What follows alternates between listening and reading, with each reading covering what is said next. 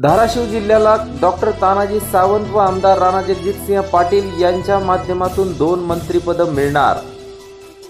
धाराशिव जिल्ह्यातील 4 विधानसभा मतदारसंघापैकी 2 विधानसभा मतदारसंघातून महायुतीचे डॉक्टर तानाजी सावंत, भूम-परंडावाशी विधानसभा मतदारसंघातून तर तुळजापूर विधानसभा मतदारसंघातून आमदार राणाजगजितसिंह पाटील यांनी विजय मिळवला आहे।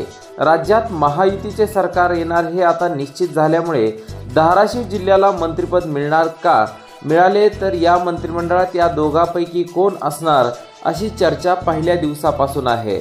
मात्र आता दोन्ही पक्षाकडून धाराशिव जिल्ह्यातील आमदार राणाजगजितसिंह पाटील व डॉक्टर तानाजी सावंत या दोघांच्याही नावाची चर्चा जोरदार सुरू असल्यामुळे धाराशिव जिल्ह्याला 2 मंत्रिपद मिळणार का अशी चर्चा रंगू लागली आहे।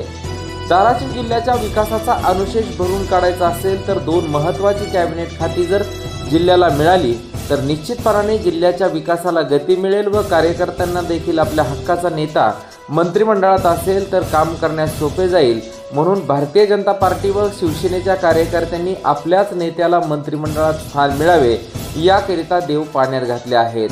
मात्र आपल्या नेत्याला मंत्रिमंडळात स्थान मिळावे याकरिता अद्याप तरी कोणी आरत्या नवस केल्याचे माध्यमांपर्यंत बातम्या आलेल्या नाहीत। आता धाराशिव जिल्ह्याला 2 मंत्रिपद मिळणार का, मिळाली तर पालकमंत्री कोण होणार या सर्व प्रश्नांची उत्तरं मिळण्यासाठी आपल्याला काही दिवसाची वाट पाहावी लागणार आहे।